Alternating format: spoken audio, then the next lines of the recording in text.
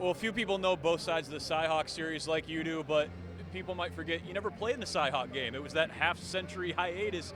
What was your view as an Iowa City kid, a little Hawk, then a Hawkeye, of Ames and of Iowa State? Was there even one back in the 70s before the rivalry had really been reunited? Yeah, I signed the conference letter of intent, Mitch, when I was coming out of high school at Iowa City High.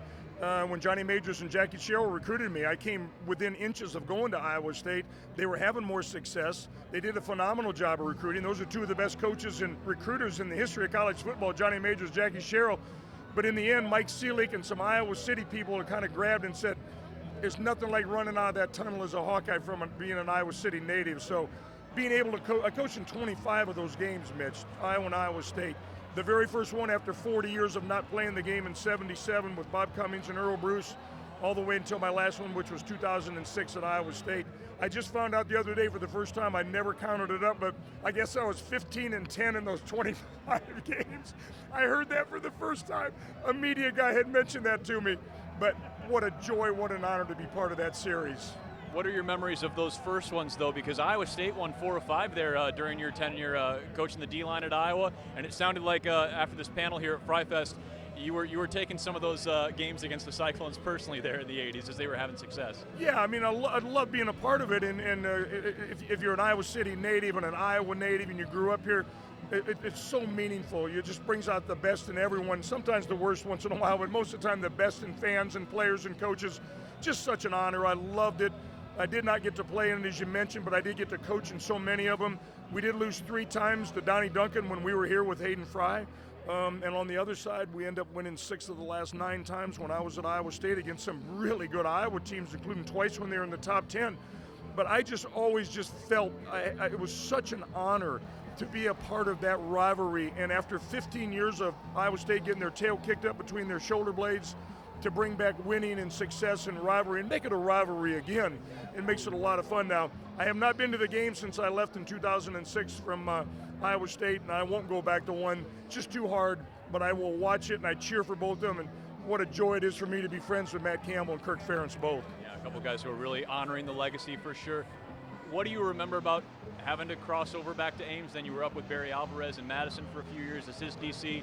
They come calling for the Cyclones. Did you talk to Coach Fry at all before you took the job and went to Iowa State? And what was that like, having to go up against your mentor and a guy you learned so much from in those opening games? Yeah, first of all, as you mentioned, I went to Wisconsin first. So the first year that we were there at Wisconsin, Barry and I and Bernie Wyatt had left Iowa after all those years. Barry came from Notre Dame. But we came back to Kinnick Stadium, and you talk about strange now. 36 years in Iowa City, 2 decades at Iowa, and stand on that other sideline, that was weird. But we ended up turning that program around, went from 1-10 to 10-1, wouldn't have done it without the support and the opportunity from Coach Fry. And then going to Ames, obviously, you hear about all these stories about ADs going to these fancy high-end suites in these hotels. Gene Smith from Iowa State came to Madison, Wisconsin, interviewed me at Denny's.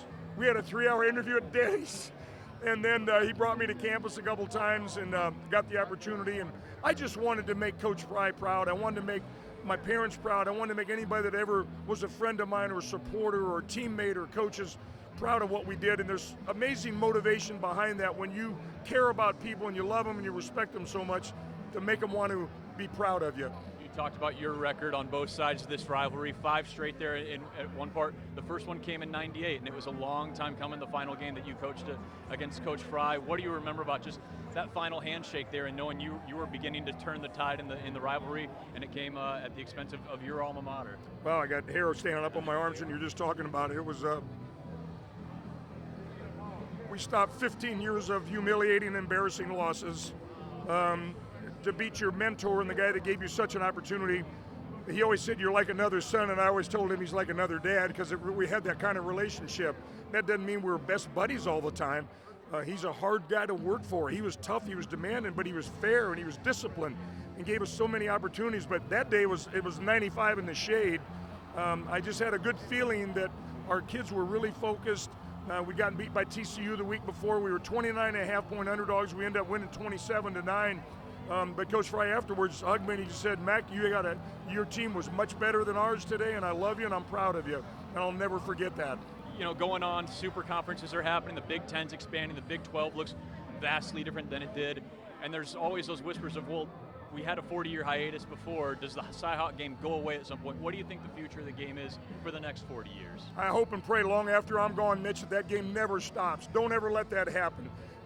I've seen it all these years and being a part of it and on the sidelines and as a head coach and as an assistant, and the passion, the emotion, the energy, the love, the loyalty, there's nothing like it. And I know a lot of people around the country probably didn't realize that until recent years, and then you see game day finally come to Ames and Iowa City for that game. And I know we played a little part in that, trying to bring that rivalry back, but what a phenomenal game to play and to be a part of. Don't ever let that happen. If you get a vote, Mitch, don't ever let that game go. Hang on to that vote, that game as long as you can. I'll hold you the polls on November 5th. Coach, thanks so much. Mitch. Appreciate Honored it. to be with you.